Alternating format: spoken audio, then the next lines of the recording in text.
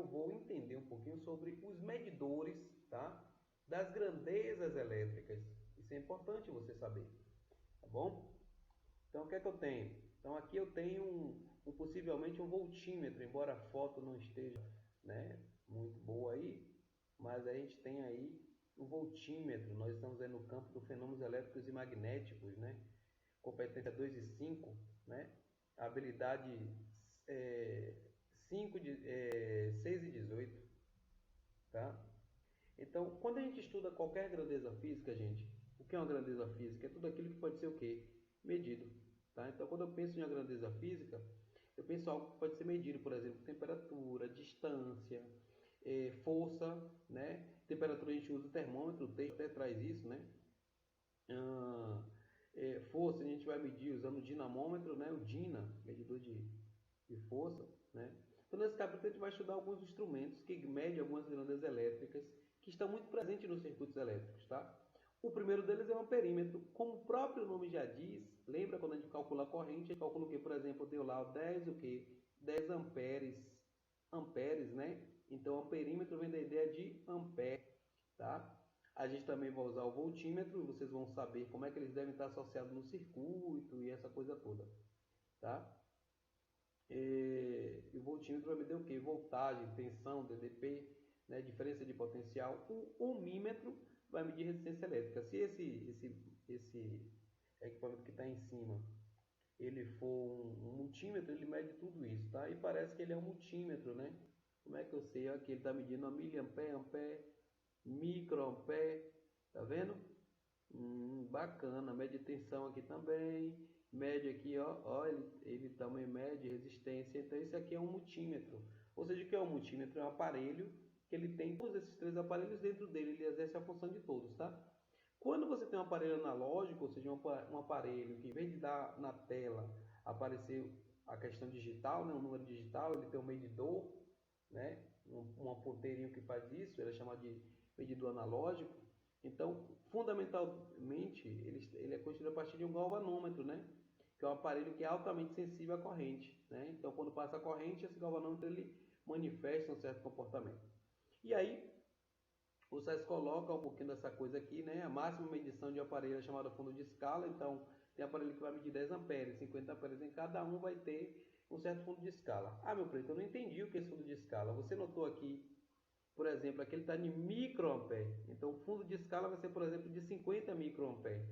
Se eu correr esse botãozinho para cá, ele agora vai medir miliampere. Então, note que já tem uma escala maior do que microampere. E se eu tiver em ampere, uma maior ainda.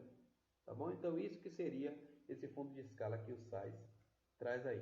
Tá bom, pessoal? Então, vamos seguir, né? Vamos seguir aqui para a gente conseguir terminar. Vamos lá. Fazendo só ajeitando aqui, para poder ver para funcionar. Tá tudo certinho. Agora eu vou usar a vermelha, a linha mais fina. Ok? Então, vamos ver o nosso primeiro amperímetro. Note que esse é um medidor analógico, como eu falei. Tem um ponteirinho que vai mexer. Olha o ponto de escala que eu falei, ó, de 10 amperes. Tá vendo? Então, o máximo que esse aparelho vai medir é 10 amperes. Então, o amperímetro, ele vai, a função dele, né, é medir, é determinar qual é a intensidade da corrente que circula em um certo, né, circuito, que percorre um certo circuito.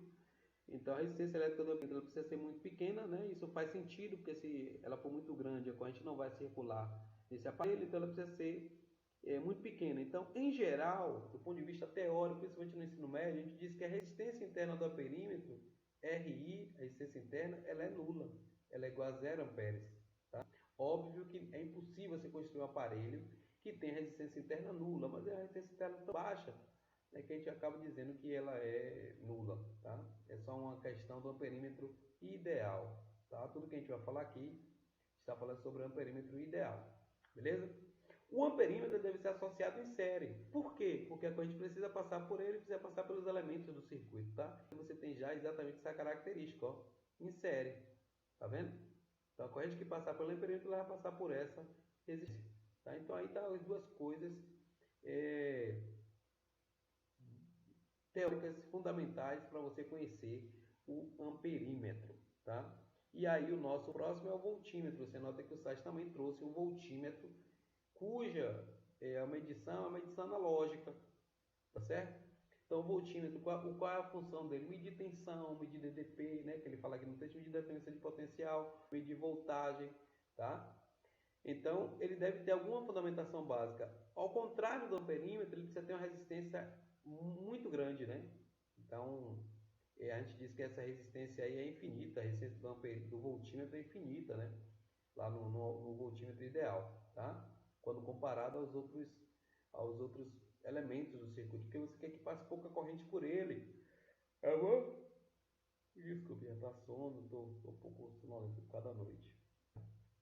Então, ele deve ser associado como em paralelo, tá? E aí tem uma coisa bem interessante que a gente já discutiu, mas eu vou trazer aqui até para quem não é meu aluno. Eu tenho esse ponto aqui que é chamado de ponto de um nó, é um nó, né? Então, quando a corrente vem aqui, ó, uma parte vai passar por cima e outra parte deveria passar por baixo. Como ele tem resistência infinita, né, resistência muito alta, então toda a corrente a gente diz, né, que toda a corrente passa exatamente por esse elemento que é esse resistor nesse caso aqui, tá bom? E aí a gente não pode deixar de não falar da resistência shunt, que é a resistência de segurança, dispositivo de segurança. Por quê? Como eu falei para vocês, o que é que acontece? Quando eu tenho um nó, uma parte da corrente vai passar por cima, que ele está chamando de A, ou seja, a corrente do amperímetro, e aqui S, né, que é a corrente do shunt. O shunt ele é um resistor de segurança, é para evitar a queima do amperímetro, tá? Então a gente já sabe lá, como nós já discutimos, quem não sabe vai saber agora, nós sabemos que a lei de Kirchhoff, né, uma das leis de Kirchhoff diz que o somatório das correntes que chega é exatamente das correntes que saem. Então, por exemplo, se chegou aqui 20 amperes, imagine que passou aqui 12 amperes por baixo e passou 8 amperes por cima. Quanto é que tem que sair aqui? Exatamente o 20 amperes, né? Porque vai passar por essa parte do circuito, por essa parte do circuito, e aqui vai se reunir, sendo exatamente o que entrou, tá? Ou seja, o que é que você notou? Você notou que a corrente total é a soma do que passa no perímetro, mas a que passa na resistência shunt. Então, eu posso descrever uma função que vai caracterizar que é minha resistência shunt. Minha resistência shunt vai ser quem? A diferença entre a corrente total e a que passa no perímetro, né? E S é I menos o que passa no perímetro, tá? Vamos ver se funciona mesmo? Olha só. 20 é o total. Vou fazer com o número aqui para você ver. 20 é o total. Vamos ver quem é S na nossa ideia teórica aí. 20 é o total. Quanto é que passa no perímetro? 8. Quanto é que passa no shunt? 12 amperes. Ah, meu preto, funciona, né? Funciona. Funciona. Então, vocês estão bem aí amarradinhos, né? Esse conceito aí está bem amarradinho aí para vocês. Bom? Vamos lá, vamos seguir para a próxima parte.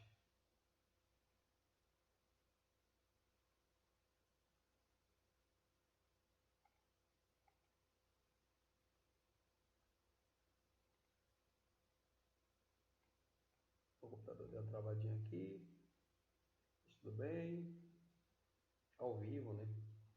E eu não vou nem fazer edição.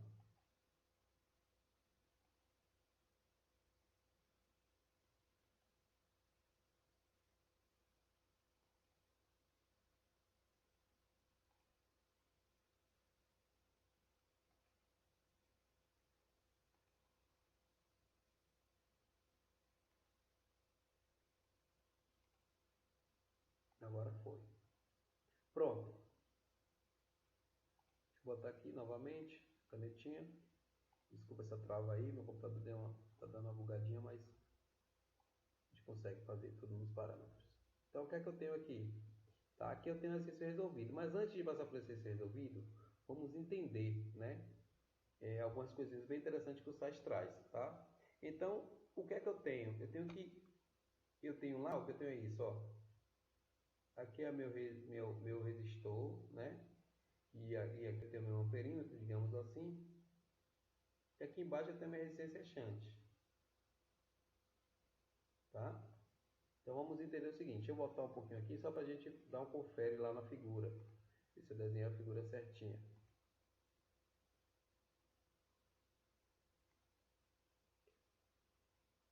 Olha só, e está certinho a figura que eu fiz.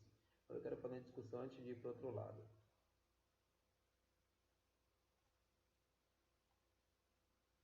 Olha só que legal.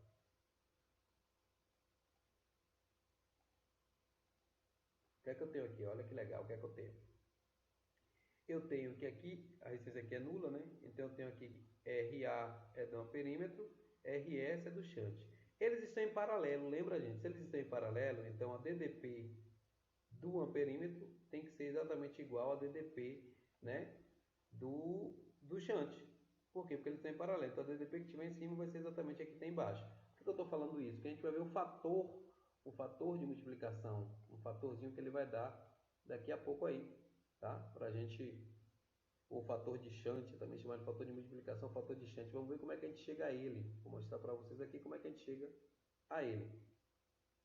Tá? Então o que é que a gente nota? O do amperímetro é exatamente igual a R do amperímetro, usando a primeira lei de Ohm, vezes o I do amperímetro. O do shunt é igual à essência do shunt vezes a corrente que passa no shunt, o I do shunt. Quando o DP é igual, então a gente vai igualar uma equação, a equação 1 a equação 2.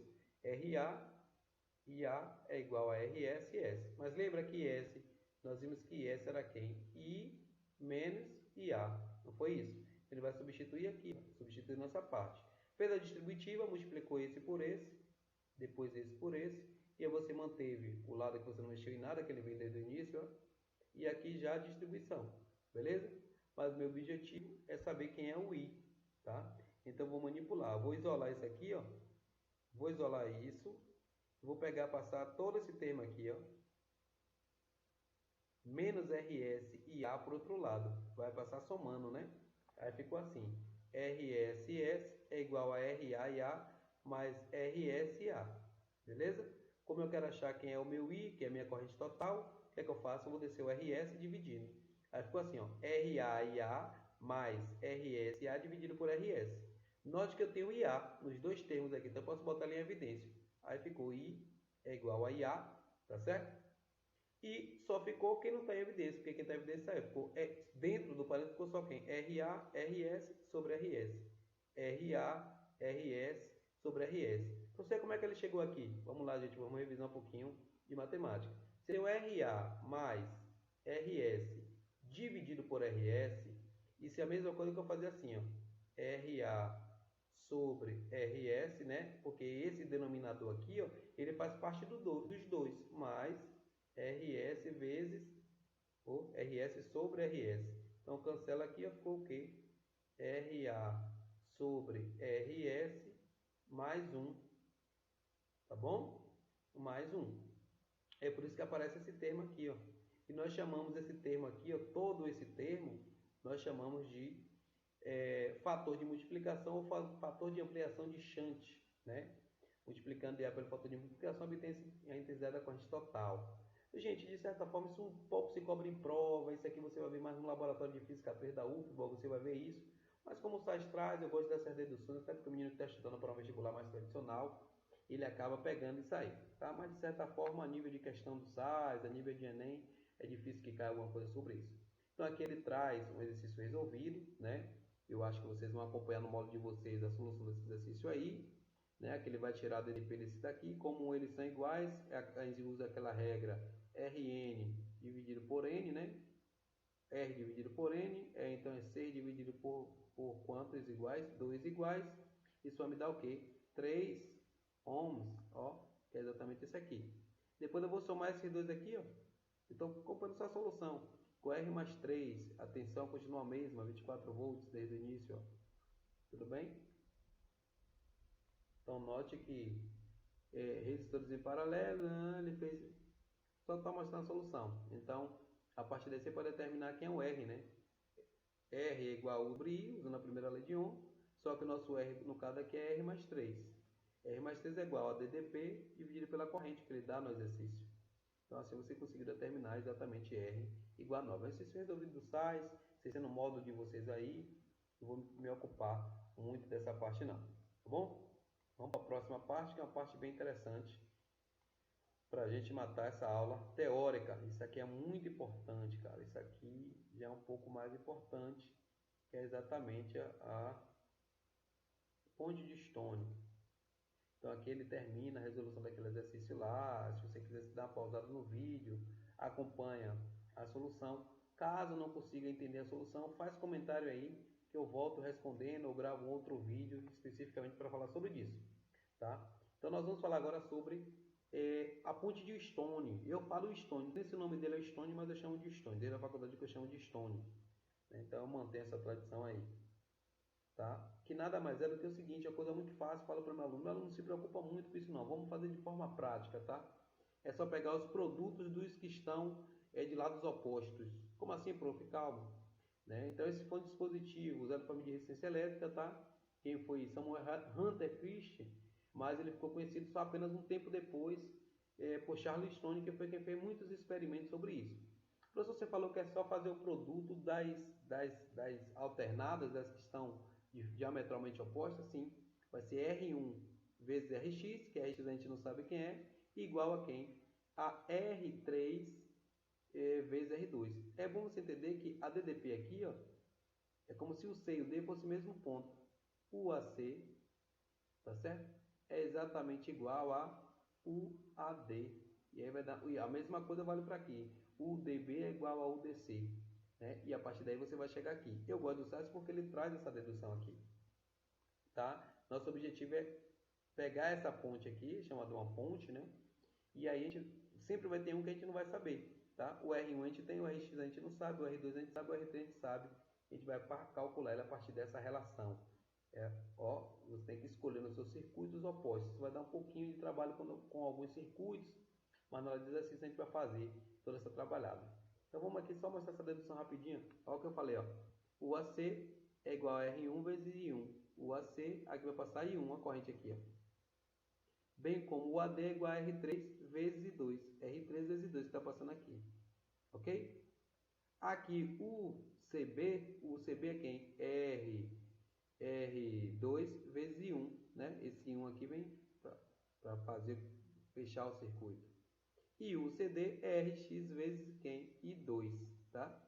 Então ele igualou as tensões que são iguais, o AC é igual ao AD, igualou essa aqui, então ficou nessa relação, depois ele dividiu uma equação pela outra. Foi assim que ele fez, tá? Então aqui, ó, cancelou o I1 com I1, cancelou o I2 com I2, como ele fez aqui, ó. Aí ficou assim, R1 dividido por R2 é igual a R3 dividido por Rx. Fazendo o produto do meio pelos extremos, cheguei à relação R1 vezes Rx é igual a R2 vezes R3. Tá? E é obviamente que a gente vai pegar e vai colocar isso, né? A gente vai fazer isso de forma muito mais prática quando a gente pegar para fazer exercício. E aí você vai compreender basicamente como é. Tá? Então aqui ele traz um exercício bem interessante, falando sobre como é que a gente pode calcular, pegar a ponte de Stone para calcular, né, a partir da ideia de comprimento. Eu vou fazer aqui bem rapidamente com vocês. Então, no circuito a seguir já está resolvido, obviamente. Então, vou só fazer uma passagenzinha. Eu quero que vocês acompanhem no módulo de vocês aí, tá? Essa aula específica para os meus alunos. Por isso que eu estou fazendo essa gravação, quero fazer a atividade amanhã. Então, no circuito R1, no circuito a seguir, R1 é 420, esse aqui é 420, R2 é 60, AB, né? Esse trecho AB aqui, ó. Esse trecho AB aqui, ó. É um fio homogêneo de seção constante de resistência elétrica 100 ohms. Ele é 100 ohms quando tiver que comprimento 1000 milímetros. Quando o comprimento ele for 300 milímetros, a ponte fica equilibrada, né? Então a gente pode usar aquela relação do produto das resistências que estão diametralmente opostas, né? Determine Rx, então ele quer saber Rx nessa condição estabelecida. Vamos lá então. A primeira coisa que a gente tem que saber é o seguinte. Vamos fazer a regra de 3 para saber como é que está a divisão aqui, né? Por quê? Porque ele fala que 100 ohms equivale quando for o quê? 1000 milímetros. Então, na condição, quando ele for 300 milímetros, quanto vale, né? Quanto vale o comprimento? Quanto vale a resistência? Então, né? Qual o valor da resistência quando o comprimento for 300 milímetros? Então, nós achamos que equivale quanto? Quando for 300 milímetros, que é uma resistência variável, isso aqui seria de fato um reostato, né? Reostato é um aparelho que tem resistência variável, então ele seria 30 ohms. Isso daria que o restante, como o total é 100, fica 70 lá. Logo, a outra para a resistência, né? Que é exatamente 700 milímetros, porque já usou 300 milímetros, é exatamente igual a 70 ohms. Tá? E aí agora que a gente vai aplicar a ideia da ponte equilibrada. Ok? que eu já sei o valor, vai ser esse vezes esse, ó. Você vai ver aqui no lado aqui, ó, é exatamente igual a esse vezes esse. E aí você determina o Rx. Aí se supomos de aplicação 70 vezes x é igual a 420 vezes 90. Então o que está multiplicando, dividindo, 420 vezes 90, 37.800, dividido por 70, ele achou exatamente, tá? 540. E basicamente 540 ohms. Basicamente assim a gente determina, a gente acaba, né, esse capítulo, e você fica aí com o que foi trabalhado nesse capítulo aí, tá? Fique com Deus. Um beijo do Preto, que Deus abençoe a gente e até o nosso próximo encontro.